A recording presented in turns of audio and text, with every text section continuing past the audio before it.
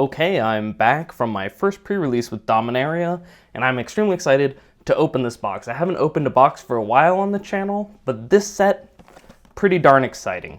So let's open a whole box of Magic cards. Really splurge.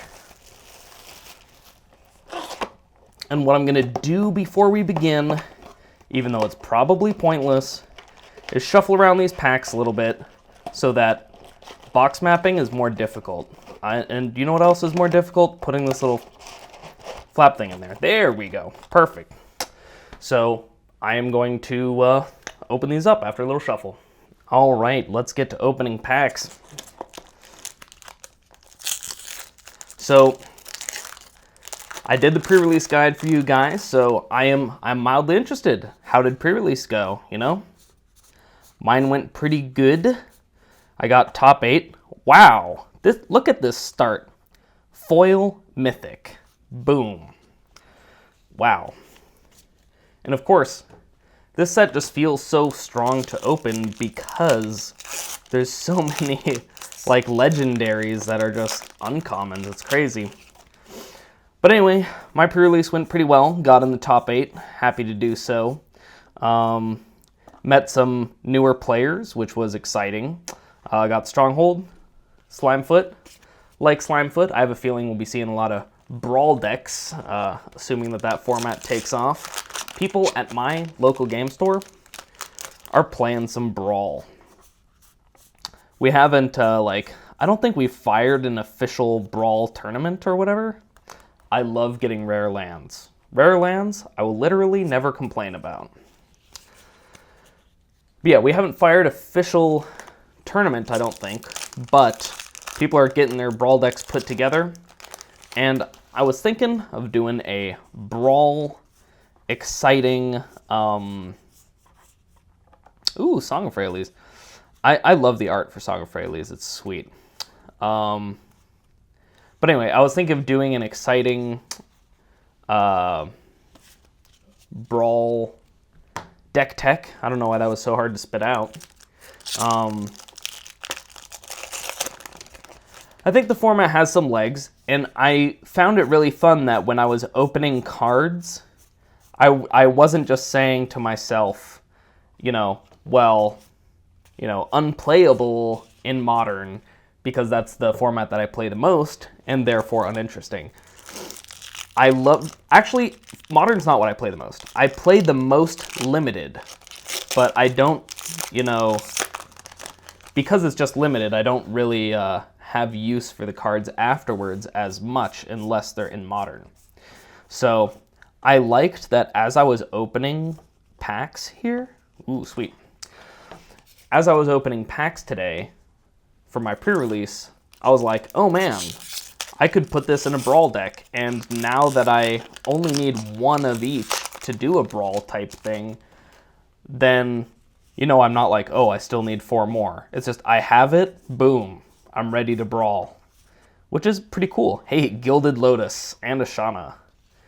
Gilded Lotus, one of those very underrated cube cards when people first start playing it, but it is just ridiculous. I also love the new art for Gilded Lotus. All right.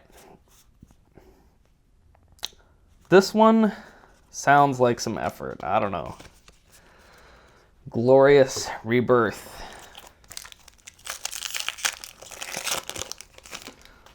Okay, let's see what next we get. Now this, I've been looking forward to this card for Lantern Control, because it's basically a Tezzeret that can't be killed and is way cheaper than Tezzeret, so a real finisher. Let's see what we get here. Oath of Teferi. I know a guy who wants this. He's playing it in Just Guy Super Friends in EDH. And I have to say, these packs, they just feel so... I love opening them because the cards in them are actually like really good. The power level of this set feels high. Now, I'd like to spend a second, and I like this card, but I'd like to spend a second talking about card quality. Oh man, what a dramatic topic. And I have to say, first of all, when I first started playing Magic, long time ago, right? So one of the first things somebody said to me when I first started playing Magic is like, man, that stuff is just printed on like garbage, you know. You know what's printed on a lot better stuff? Yu-Gi-Oh! They're like, you should just play Yu-Gi-Oh! All those Magic cards just warp and are worthless. And that is an opinion of old Magic cards. Okay, foil Arcane Flight, baby. You put that on a foil Yargle, and then you're doing something. So I feel like in this discussion, people hype up how great the printing of old Magic cards is. To me, it's just not true. Now, there is something that has bothered me greatly in recent sets, and that is bad printing. Printing where, you know, maybe it's way too heavy on the ink, and so the text all looks like super thick and gross. Or in Rivals especially, it was crazy in Rivals. Literally, wow, same mythic twice. In Rivals, there were so many cards. I think way over half the packs that I opened had cards that were, you know, very unsaturated. It was like they didn't want to spend any ink to make Magic cards. And that annoyed me a lot. So while cardstock, I've never thought of Magic cards as being like, oh my god, what an eternal product. Such good cardboard. Even though that hasn't been my opinion in the past, at least the printing on it was great. And what I have to say about this new set is the printing. Boom, boom. We have hit so many mythics. I wonder if we're even going to have any more after this. But hey, a Planeswalker, can you ever complain? So what was I saying? Because that was an awesome poll. It just blanked my mind. So, yeah, when I've been opening these, the printing is impeccable. As far as ink on the card, it looks fantastic. The exact amount of ink. Not too little, so it's desaturated. Not too much, that all of your lines become like thick and wobbly. This is precise, and I really, really appreciate that. Hey, you know I like angels. There's no way I'm not going to be happy about this. So, this new set, the printing is great. Now, people talk about the cardstock. I'm not talking about the cardstock. I'm saying the printing is fantastic. Now, they also told us that they're using a new finish on the cards that is from Japan for what's being printed there for years. And I have to say, you can tell it's so slight. It's so slight. But they're a little bit less glossy in my opinion, just a little bit more matte, and I just find that the colors come through better. I really am a huge fan of the very small change to this. So I know it sounds weird that I'm like into such an accurate printing, and I'm into, ooh, squee. I mean, who doesn't love squee? I'm really into the printing, and I'm really into the gloss or whatever. And this isn't me just saying, oh, yes, Wizards is great at everything. Because anyone who's been subscribed for a while knows that I'm very happy to ass blast Wizards when they are doing something very wrong. But I actually love these new cards. Now, this is like, Oh my gosh. Lich's Mastery. I saw somebody with it in their pile for pre-release, and they were just like, it is the scariest card ever. I don't want to play it. Basically gives all your opponent's creatures Annihilator. Pretty scary. But yeah, so I'm not shilling for Wizards, but I am a huge fan of the print quality and the new front. As far as the cardstock quality or whatever, man, Magic cards to me have always been super flimsy. I mean, when the way that you test if the card is real is you should be able to do this. I mean, that's not exactly like an indication that you're printing on the sturdiest of cardboard, right? So those are my general feelings on the new printing. A huge leap upwards from recent sets, which have had very bad ink applications and also like strange printing errors. Huge leap upwards. And then even from past sets, many past sets, I just find that it is printed really accurately. I really don't know how to explain it exactly, but if you haven't opened the set, when you do, oh my gosh, this is great. So we've got 2 Planeswalkers already.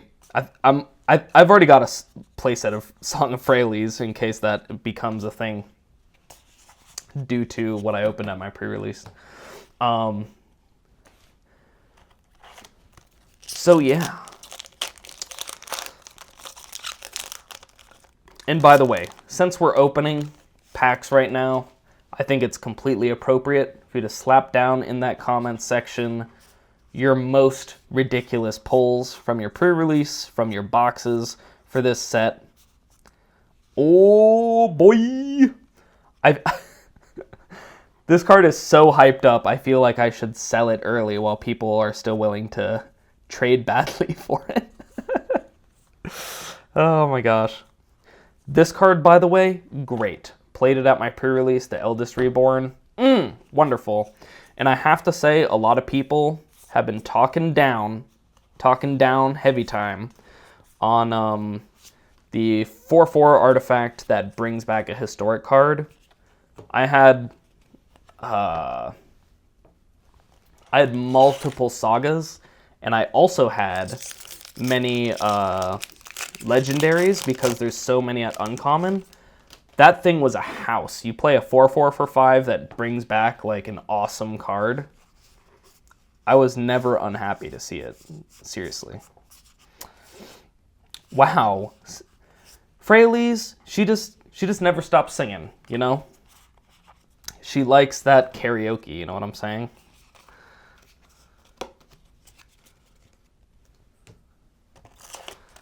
All right. We are just blasting through this pack.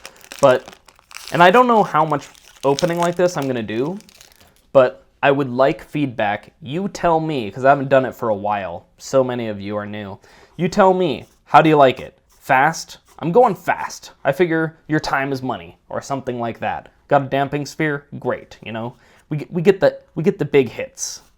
But if you prefer a slower and more thoughtful, you know, discussion of cards as they come out, please let me know. I'm sure we can arrange such a thing to occur.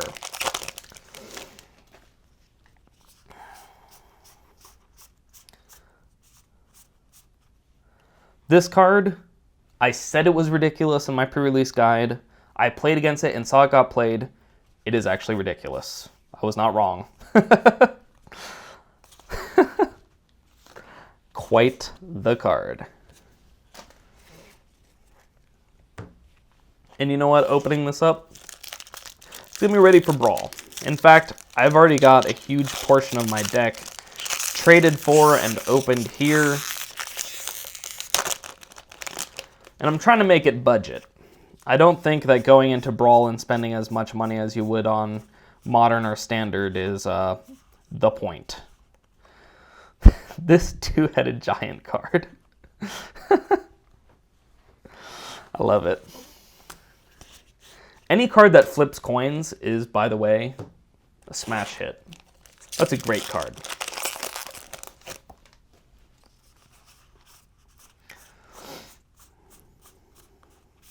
Oh, another thing, Verdant Force, boom, Saprolings. So another thing that I wanted to mention is I played against like white tokens, like just make a bunch of knights, play the guy who makes 2 1/1s. That deck actually felt strong to me. Of course, I've only played against it once, right? But I have to say, that deck felt pretty darn good. I still won, but yeah, it felt strong. Follow the Thran. I don't know if this card's going to be good. I don't know. In Constructed, destroy all lands and then they get some back. I don't know about that.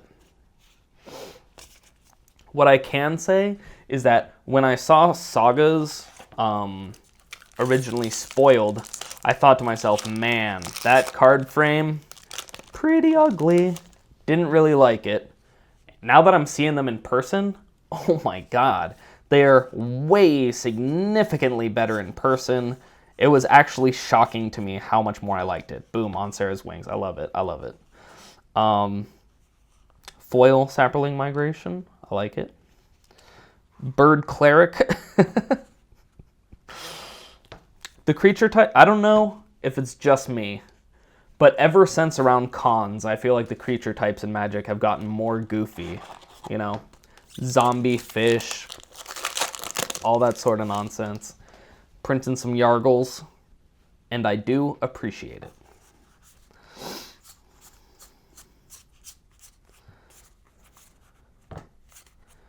All right, I played against this.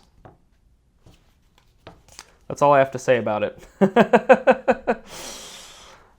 The big dude who can't untap himself. The guy was even running Voltaic Servant. I just didn't think it was that good. I'm going to say early hot take, Traxos, don't play him. Nice! Foil rare land. You're never sad to get that. Never sad to get that. Josu Vess, I had this in my deck. Never kicked a single time. Played him as a 4/5 menace. Just fine. Just fine. Nothing to complain about. Man, we are going through this. I like this.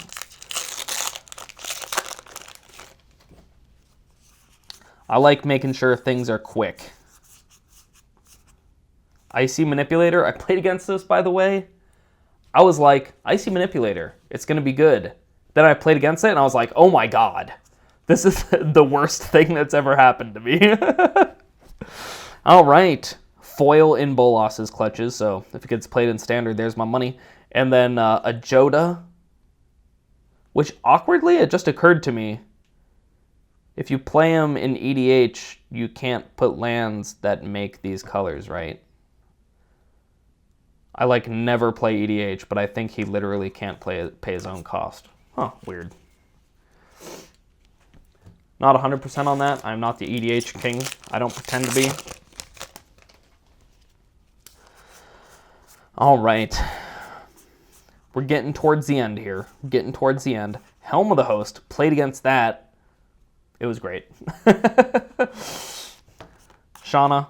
I now have like 4 Shaunas. It is crazy. Cannot stop opening her. Her and Prerelease. One's singing. One's hanging out with her buddies.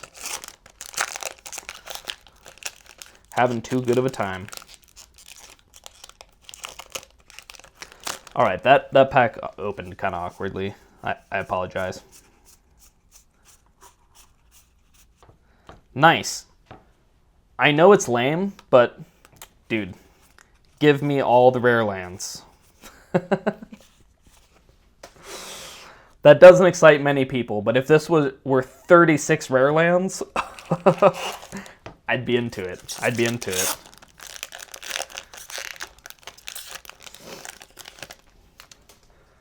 It's just modern players.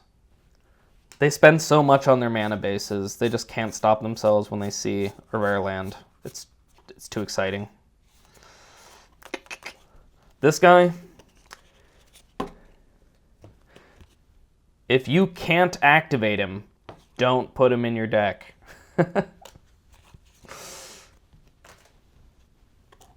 We're down to the last 3 packs. We've been opening like lightning. Lightning! Has it been too fast? Maybe it's been too fast. Now I'm worried, all right? Give me some feelings, some thoughts. Ooh, those cards like were sticking together a little bit. Weird. This was one of my rares. Thran Temporal Gateway. Unfortunately, not that great. But that's the thing about pre-release. People think so much like, oh my god, if I don't get great rares, I'm not going to get in the top 8 or whatever. It's not true. Keep your wits about you. Make the best deck you can. You don't need a single good rare. You just need to play your good uncommons. Play tight. You can get there. Maybe you won't get first place, but you do good. Ooh, Syncopate foil. If somebody is playing Control sorry, not Modern. If somebody's playing Control in Standard, might have done good on that opening. The thing is, we don't know. It's in flux. What is going to happen? All right. This is the last pack. What do we get here?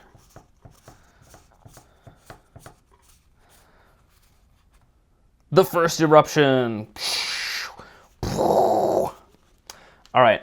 Now, I got some packs for doing well at pre-release. Here's what we're going to do.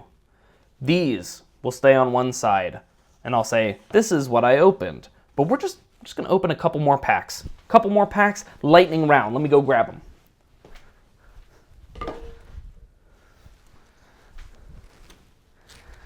Back with the packs. Boom. 5 packs. Let's make it fast. Pack 1. What do we get? It is a Weatherlight. A mythic. I'll take it. I'll take it. And then this card, which I was saying her name backwards, like the traditional Japanese way of saying it, in my set review, I did it 3 times consecutively without even... I didn't know that I was doing that backwards. And I think the problem is that I've just watched too much anime. I just reflexively switched it. I wasn't trying to be obnoxious. I know it bothered some people. Nice. Those rare lands. Those rare lands.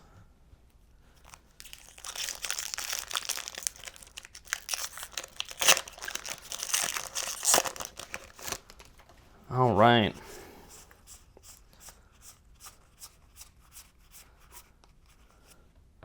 Marshall. All right. You got your tokens deck. You playing them. 2 more packs. 2 more packs. Oh, crap. I've been putting them in the other pile. I'll figure out which ones are from the old stuff. Ooh. After I gave them such props for their printing, we've got I think this is a glue streak across this card.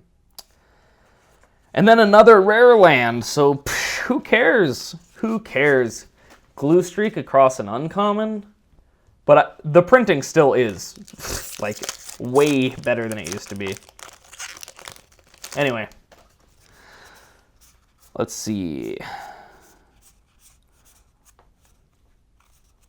Last rare, another Traxos. So if I ever decide that Traxos is something I want to play, I got 2 already. All right, that's the opening. I'll switch to showing you what we got. Okay, this is what we opened.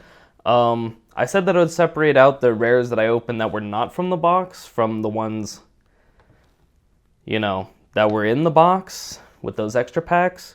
But I forgot to do that because I have not slept in 24 hours and I am, you know, I'm losing it. I'm losing it. Which is why I was so incoherent and having a hard time finding words while opening the box. So we got 3 Traxos, 2 Bells and Locks, one of them foil, 2 Planeswalkers with the Oath, nice combo. We got a Damping Sphere here, worth pointing out. Yargle, we can, there you go guys, I know that's where you want them. A suite of very nice rare lands. The Antiquities War, which I'm looking forward to playing in Modern. Let's see, other ones that I want to mention. I mean, if this is not the last little push that the dinosaur deck needs, I don't know what is. I don't know what is. Maybe Llanowar Elves, right? I think those are the main ones that I like to hit on. So, yeah. I hope you enjoyed the opening today. We'll be doing some more content, and I'll see you next video.